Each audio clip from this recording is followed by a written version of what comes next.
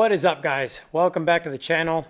We are home from Toronto, Canada, from the LZ World Tour this past weekend, and what a weekend it was. Another huge thanks to Art from Vibrant Performance for the invite up and for all of the accommodations, and to Adam LZ for all the ride-alongs in his E36 and for kind of inadvertently, deliberately motivating me to want to come home and build a drift car, which maybe one of these days we do. So today, this episode is going to be split up over the next couple of days. You'll see it all in one go. But we are making some big strides here in the shop. Pulled some triggers that I'd been really nervous to.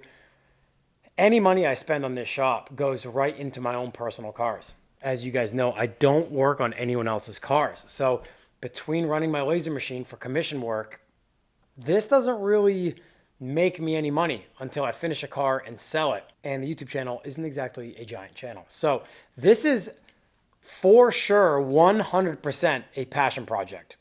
The YouTube, all these cars, it's all enthusiasm and passion. Like, that's the only reason why I do it. I would do it if cameras didn't exist.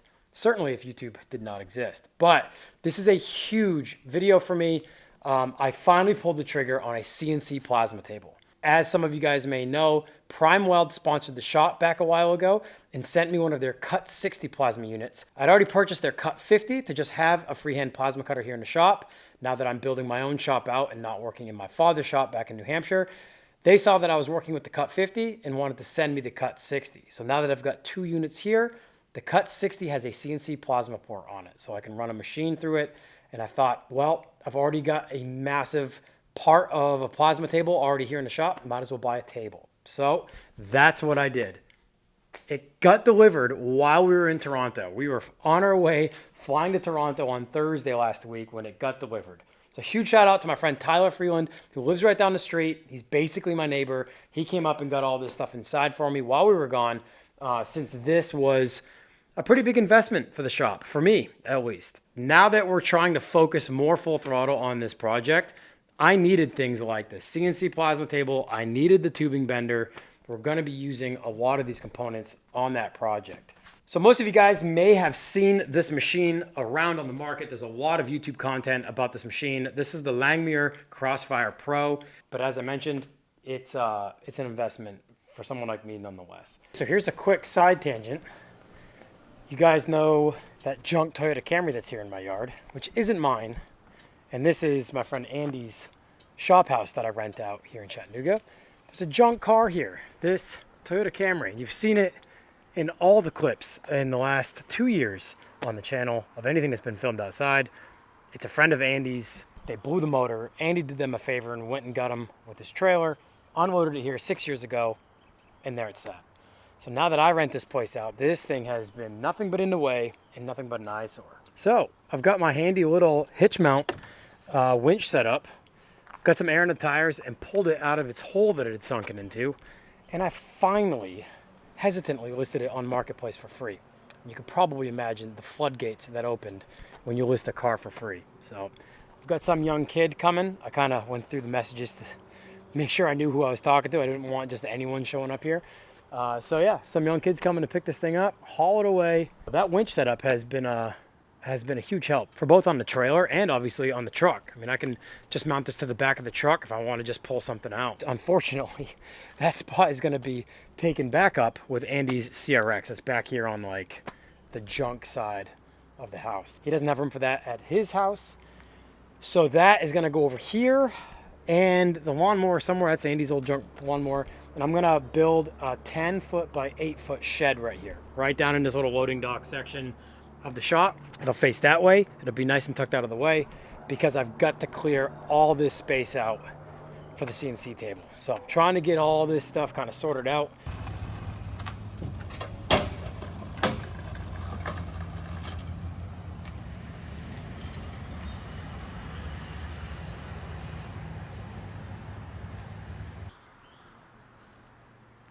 All right, guys. Well, the Camry is finally gone.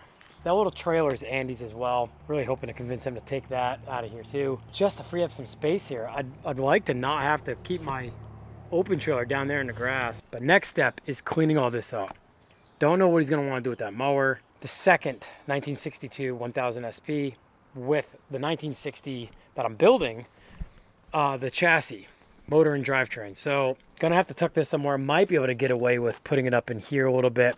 I need all of this space when I pull down here with my truck and trailer. You can see my tire marks here. So that all needs to stay free, but it'll be great to have the shed here. So that's tucked in and out of the way. So I'm gonna move all this stuff. This will all end up going in the shed. Hold on. Let's get you. Let's get you. Yeah, I got you.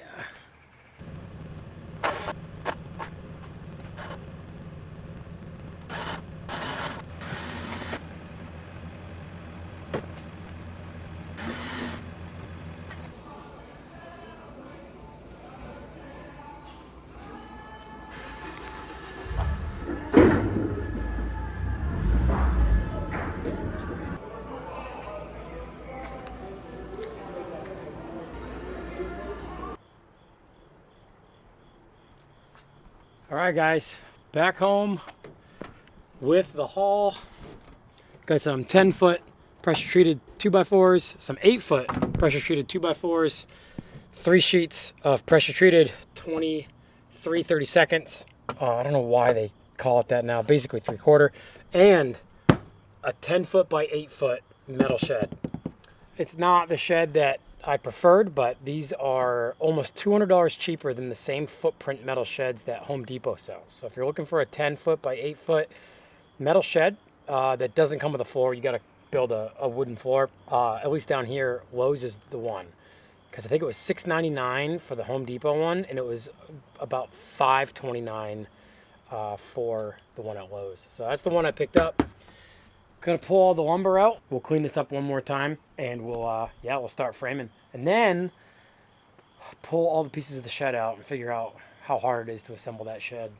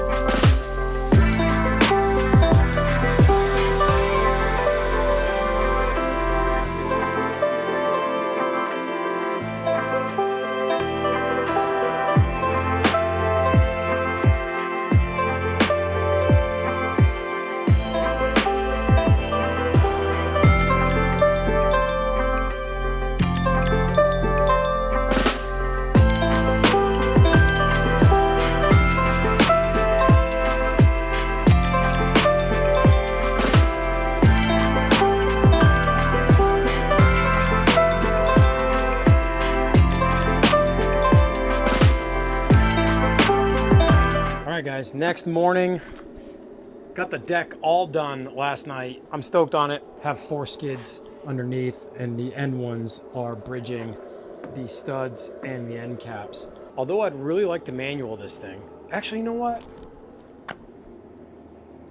Let's do a couple tricks on it. CRX is in the way. Let's see if we can do a manual to 180 on this thing. I'll get the shed out of the way. I just opened the box up. Let's add a little bit of action to this. All right. I'll pull the bike out. Haven't ridden. Went to Birmingham, Alabama a couple weeks ago to ride the skate park there, but that was the first time back on my bike in like 6 months. So no warm up. Let's see if we can get a manual 180, maybe a manual to bar spin, carving around this tight little corner right here. All right, let's grab the bike. Let's do it. When I was a teenager, like I would build stuff like this just to ride. This is like curb height, perfect manual pad, nose wheelie pad. And when I got it done last night, I thought to myself, man, this would be fun to just have in the yard to just ride. So before we put a shed on it, maybe we'll try a few tricks on it. It's not in the best spot either. You have to come in around the CRX and exit between this wall and the CRX. But we'll see if my old cold bones can make something happen.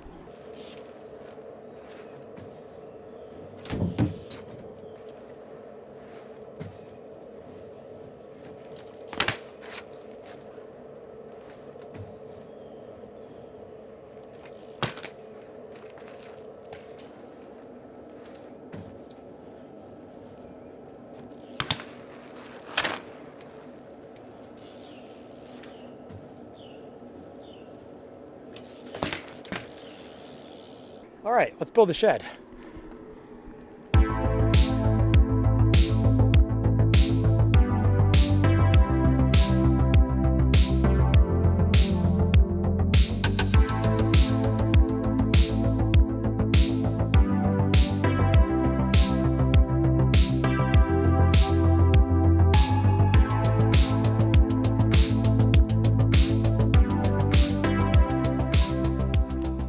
All right, well, it's just about dark, and this is like 2 or 3 days later from when we first started this whole deal. So this is actually starting to look like a structure now. All 4 walls are up, trim supports for the doors. The doors basically slide in this track.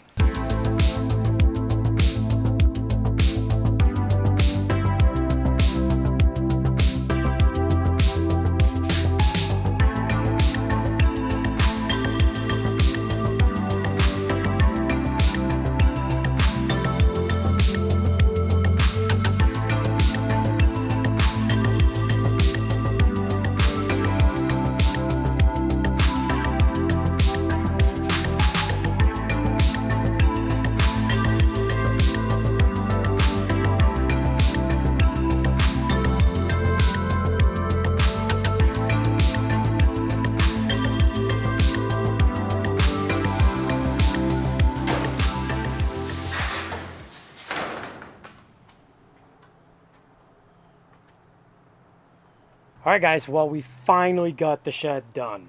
Kayla helped out a lot when she was out of work here and there. It's been over a week, I think, since I started this whole project. I've just been so busy in the shop working on laser engraving jobs and trying to get the Porsche 924S ready for the cross-country trip because we are driving it to Arizona on our way to SEMA. So I've just been multitasking like crazy, and this thing was super intricate as far as the instructions went. For how wonky the doors are, I'm pretty surprised I got them as even as I did. That way I can put a lock on this if there's anything in here that I don't want anyone getting access to. But this is the shed, boys. 10 foot by 8. CRX has to stay here, unfortunately, since that's Andy's and he has no room for it at his house. And that's who I rent this place from. And the 1960 rolling chassis, I've got to figure out where I'm going to put that. Maybe over here. But like I mentioned earlier, I need this space really to be able to turn around with the long trailers. But that's a perfect spot for it. It's on the concrete, should stay dry, kind of sheltered in here. Now to just start filling it up, and that thing's gonna get filled fast. I'll show you guys a little bit of what needs to go in there. Basically, this corner of the shop, as soon as you walk in, and this place is a disaster right now. I've been working outside on that thing for a week. CNC machine is going right here, right where that blue outline is. So all this stuff has to go.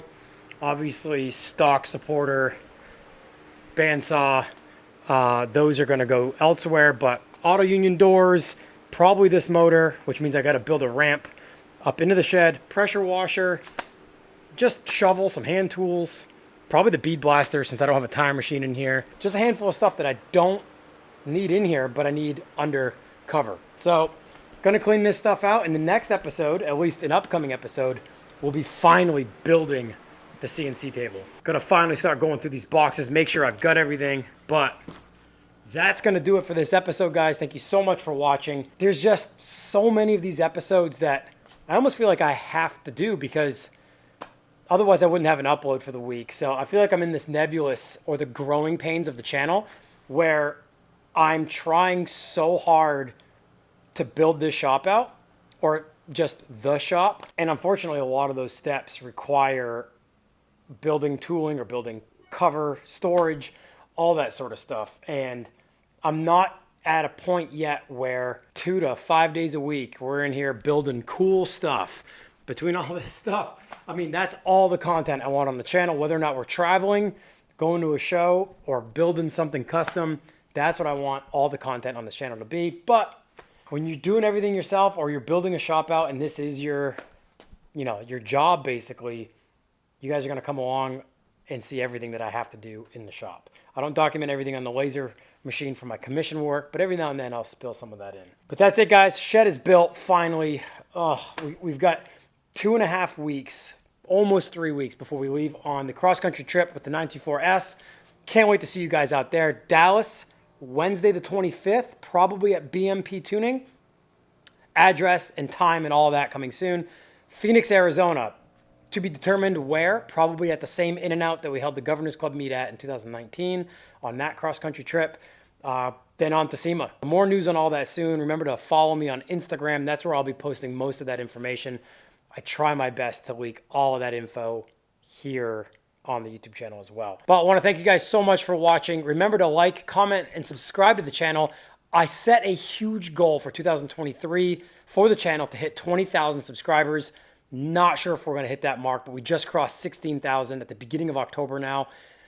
3 months, October, November, December. Can we do it? 4,000 subscribers in 3 months? I don't know. But if you guys are watching and you like the content, you like the stuff we're doing here in the shop, just hit the subscribe button. It's to no cost or effort to you, but it just helps the channel grow in a huge way here on YouTube. So thank you guys so much for the subscriptions, for all your support.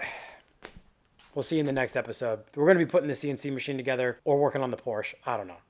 It's a whirlwind here. I'll see you guys in the next episode.